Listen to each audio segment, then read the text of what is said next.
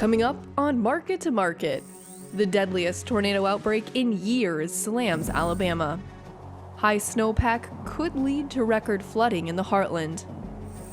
If you have no tariffs, no barriers, we'll have none either. We'll all go compete. The Secretary of State comes to the Midwest to mend fences. And market analysis with Elaine Cubb next. Pioneer Hybrid International is a proud sponsor of Market to Market.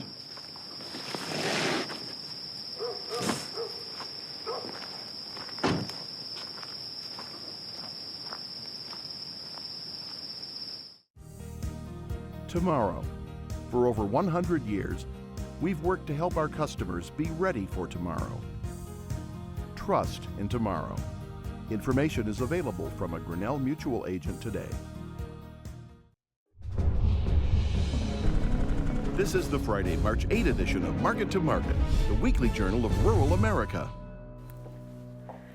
Hello, I'm Delaney Howell. More people are going back to work, but the options were fewer in the month of February. According to the Labor Department, the unemployment rate ticked down 0.2 to 3.8% last month. The government report revealed 20,000 jobs were added, well below the 3-month average. Wages increased 3.4%, the highest pace since April of 2009. USDA predicts net farm income to rise 10% in 2019, even as trade wars play out with China. The U.S. trade deficit hit a 10-year high this week. According to the Commerce Department, December's shortfall was up nearly 19% to $891 billion. River levels are also rising as the U.S. suffered through the wettest December to February time period on record. Winter storms put 130% of the normal precip on U.S. soils. The Deep South is dealing with a different kind of damage, and the president spent part of Friday surveying the devastation. Paul Yeager reports. The first big storm of the season swept through the South early this week, killing 23 in Alabama. Cold air slammed into a warm front, spawning 34 twisters across several states. Winds in Alabama topped 170 miles per hour and cut a mile-wide swath stretching 70 miles. Alabama's governor asked for and received federal disaster assistance as more than 100 homes were destroyed in the southeastern portion of the state. Sunday's storm was the deadliest since the Moore, Oklahoma tornado in May of 2013. Cold air remained in Alabama following the storm as another Arctic blast gripped much of the country. Even more snow fell late in the week as another weather system prompted advisories from Montana to West Virginia. The National Weather Service issued a flood advisory this week for areas along the Mississippi River north of St. Louis. As snow piles stay high in the northern Corn Belt and High Plains, the recent weather events only add to the potential for widespread flooding. The NWS issued a flood warning and adds much of the mainstream river has a high chance of reaching flood stage levels that could hit previous record crests.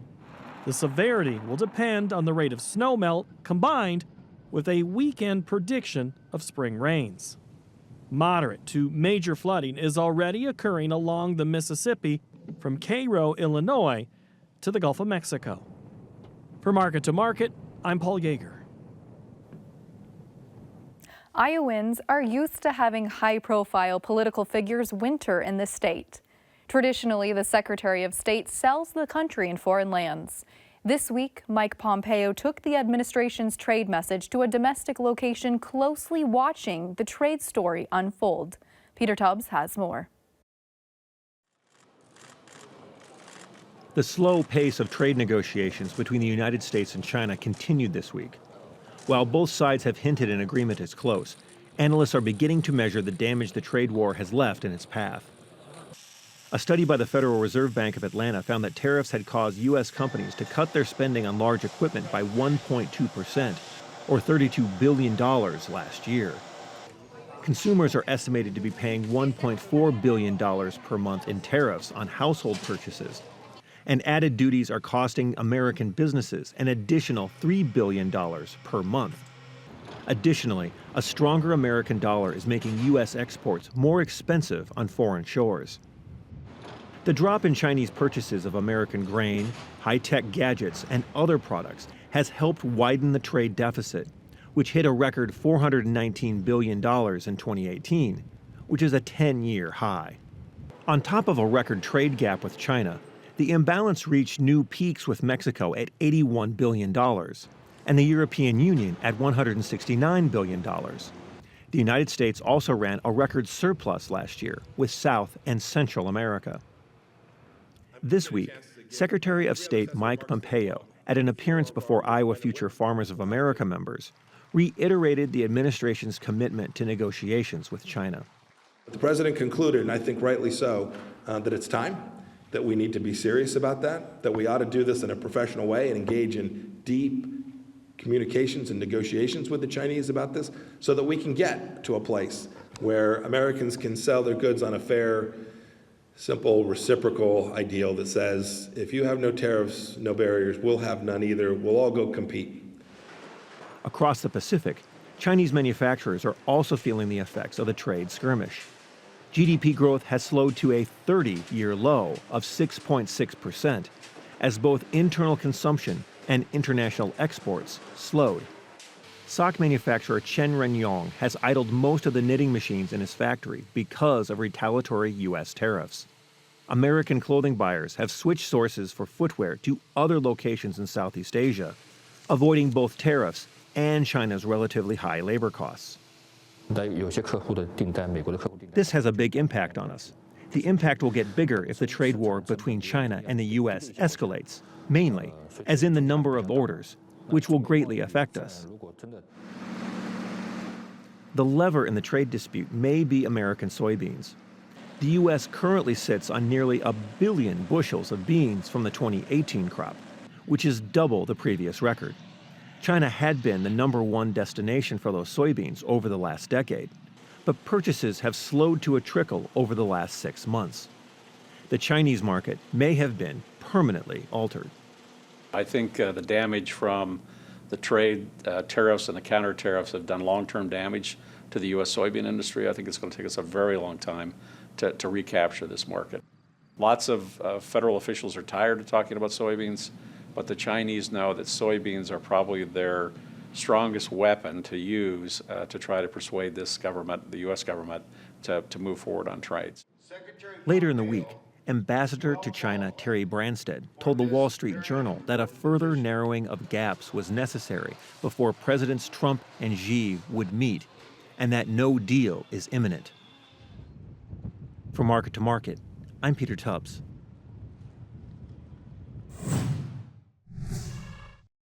Next, the Market to Market report. Weather is known to move the market this time of year. However, with heavy snow preventing early field work, it was the lead-up and results to USDA reports that had the real impact. The numbers were mostly bearish. For the week, May wheat continued to plummet, this time down 18 cents, while the nearby corn contract shed 9 cents. Traders appear to have tired of trade rumors and are waiting for facts between the U.S. and China before buying again. The May soybean contract declined 16 cents. May meal dropped $3.70 per ton. May cotton fell 36 cents per hundredweight. Over in the dairy parlor, April Class 3 milk futures weakened 32 cents. The livestock market was a green scene this week. April cattle put on 13 cents. April feeders improved $2.65. And the April lean hog contract jumped 7%, or $4.15. In the currency markets, the U.S. dollar index rose 82 ticks. April crude oil rebounded by 27 cents per barrel. COMEX gold was flat, and the Goldman Sachs commodity index dropped 1 point to finish at $419.75. Joining us now to offer insight on these and other trends is one of our regular market analysts, Elaine Cobb. Elaine, welcome back. Thank you. Elaine, we had quite a few government reports come out today, the WASDE being one of those. Not particularly bearish when you look at the wheat markets. However, we finished higher on the day. We sure did, and that might just be a mechanism of who's been participating in the wheat market. The speculators have been very net short in grains overall, and I feel like they've been piling onto that trend in wheat, but we have not seen any evidence of that change. I mean, we did see wheat prices bump up today, and that could just be a reaction to the report. But I think there's incredible danger in that wheat market of just continuing to fall, because on a chart, there's no real resistance levels for it. So Are we due for a bounce back? I mean, what goes down has to come back up at some point. Eventually, but there's nothing fundamentally, like if you look at the actual business that's being transacted physically, wheat being sold to other countries, everybody who has wheat, every country that has wheat is willing to offer it at fairly cheap prices. So there's nothing that I can see on the forecast that would be a boost to the prices. And if you look at the chart, they could continue falling another 40 cents before anything really has to change. So what fundamental news do we need to see to have wheat's story changed? Well, you know, and this is an interesting have-not scenario between winter wheat prices, which went their own direction today, and spring wheat prices went the opposite direction. And I think that might be something, is if you start looking at the acreage picture, and this is an argument for corn acres too, but all of this snow cover that is on Minnesota, the eastern Dakotas, the areas that you would expect to see large increase in spring wheat acreage planted in 2019 because soybean prices are so unappealing. Economically, we expect it to go to spring wheat, but logistically, if this snow doesn't melt, if the polar vortex persists and we just physically can't get into the fields, there might be a surprise for spring wheat acres, I think, in the next 6 weeks. Okay, a surprise in seeing more acres, less acres? Less acres. Okay. If this polar vortex, you know, if we don't get rid of the snow and folks physically can't plant the spring wheat, then all of that bearish idea of spring wheat acreage goes away. What do those acres transition to then, Elaine? Soybeans, I suppose, if eventually, even though the prices aren't appealing, if there was a scenario where folks can't get planted in the time frame that they want to get planted and they can't get the corn planted, eventually you end up putting them into soybeans or sunflowers, but probably soybeans. Since you're opening the gate there on the planting story, prevent plant acres, especially in the corn markets, is it too soon for that to be a story for the markets to react to? It's too soon, I think, to react confidently, but it's time to start expecting it, or it's time to start really watching the climate models for the next 3 or 4 weeks. If we don't get some serious melting here, and problematic melting, as mentioned in the previous story about the flooding, it will be problematic, but to get these fields cleared off and dried off, that needs to happen. Okay, Elaine, let's talk about the WASDE report from the corn market's perspective. We saw ending stocks lowered by 100 million bushels.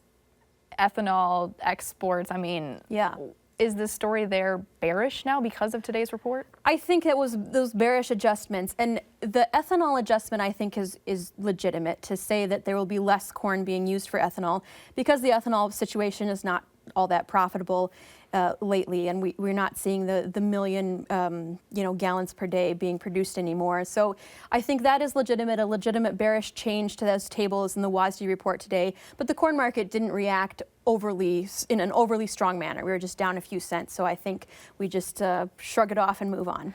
It was down a few cents on the day, but we broke through a major area of resistance. We had a question here from Brian in Iowa sent in to us via email. He said, it's been a tough week for corn. Has corn reached the bottom? Do we still need weather to drive that price north? I think weather will, if folks are sitting here waiting for a rally and not taking advantage of the prices that we had, 20 cents ago would have been a better opportunity when it was at that $4. $4 psychologically is a nice price for farmers to put some targets in, or maybe have some standing offers at their local elevator.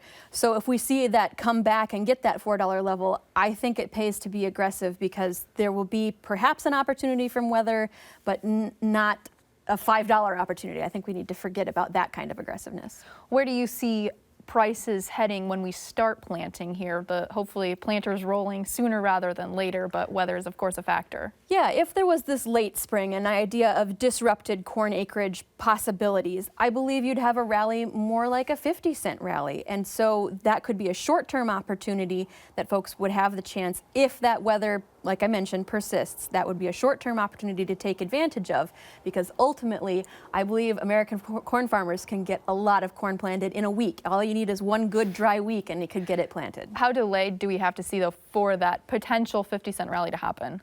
I think if you were at the halfway point, if you're at that May 15th date and you have not the usual number of acres planted, that's when you start to see yield effects in university trials. Okay, May 15th, that's Sure. the date.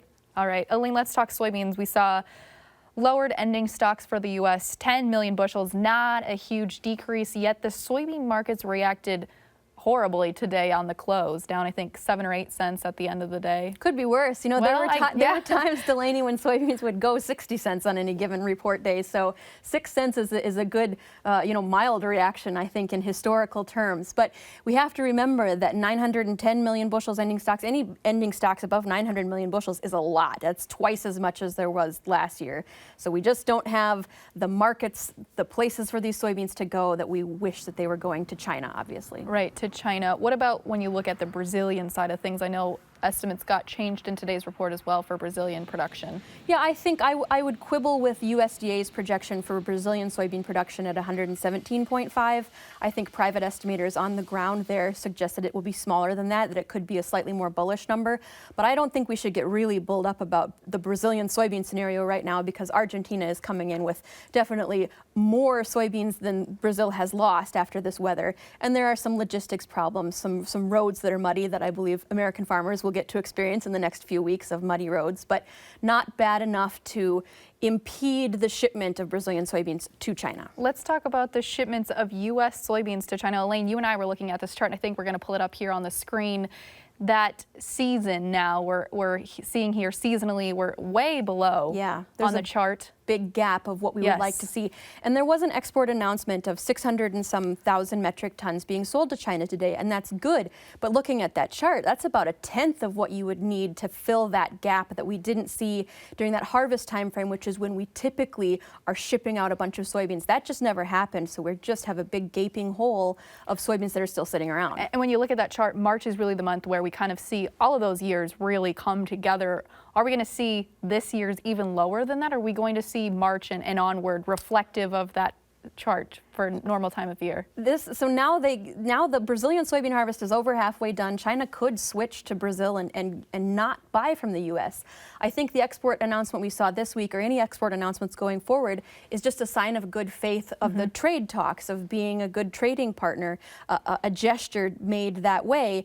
But we've seen headlines that the trading talks are not going to be finalized in March. They're going to be kicked down the road farther. So we don't. This process continues. So Elaine, I think really the question that comes to mind then when you look at today's report, you look at that chart we just pulled up there, you look at continued dialogue or maybe no dialogue with China.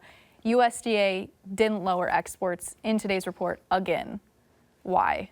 Well, they've got, most of a marketing year to still work with. Perhaps it's just a hope or an expectation that it will recover. This time of year is when we're supposed to get all those soybeans out the door. Yeah, logistically, if it hasn't happened by now when the Brazilian market becomes available, it doesn't have to happen.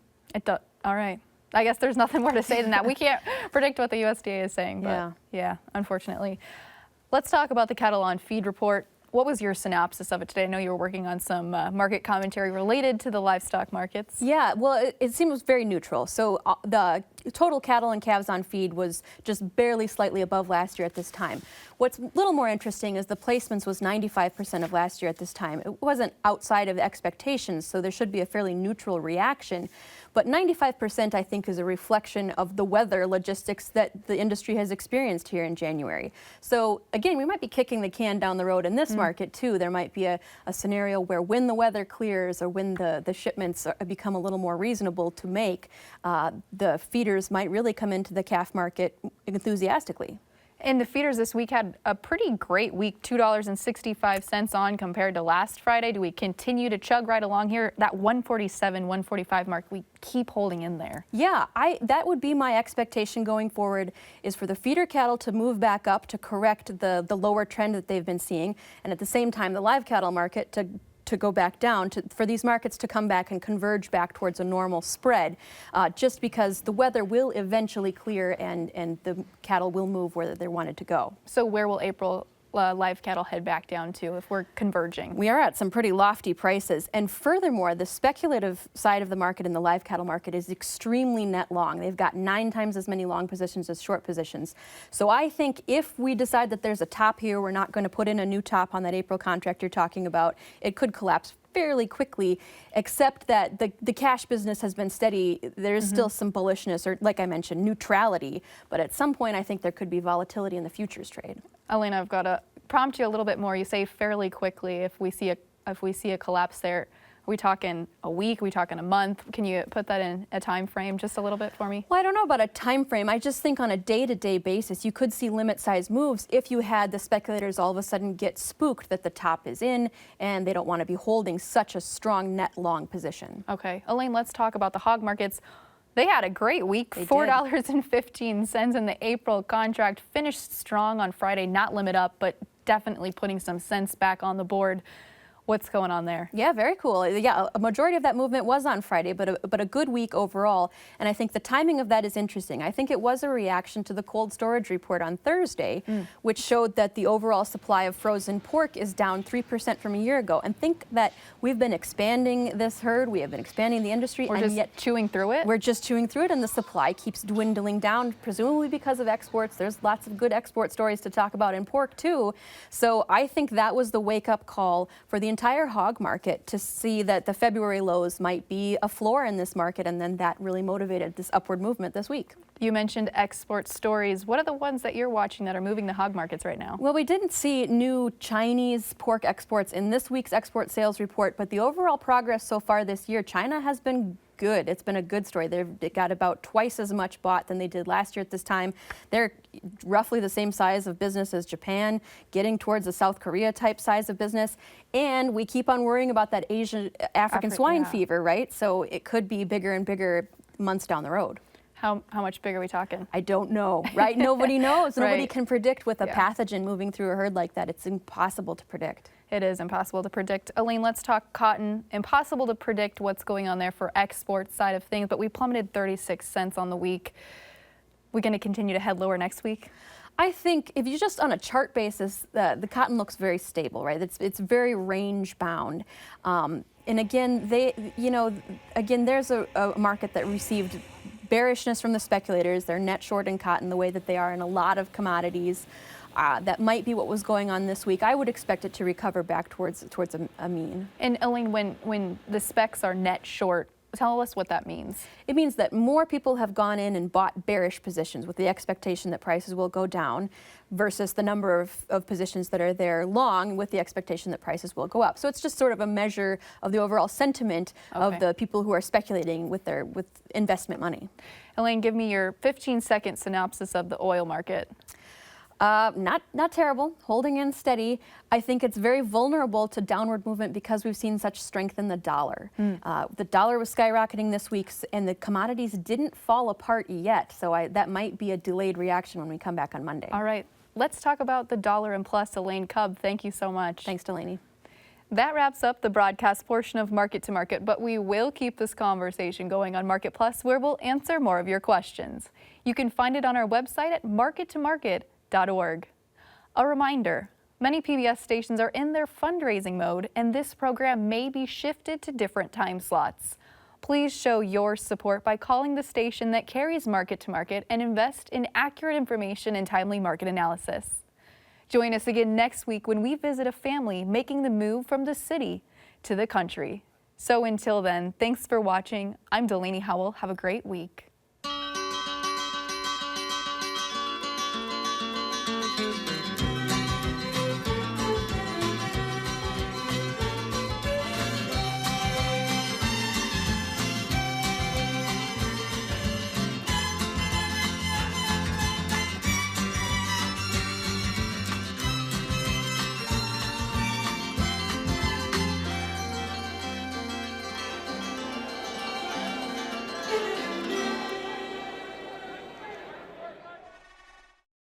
Market to Market is a production of Iowa Public Television, which is solely responsible for its content.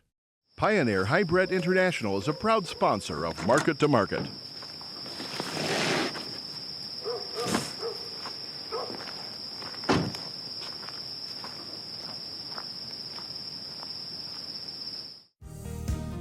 Tomorrow.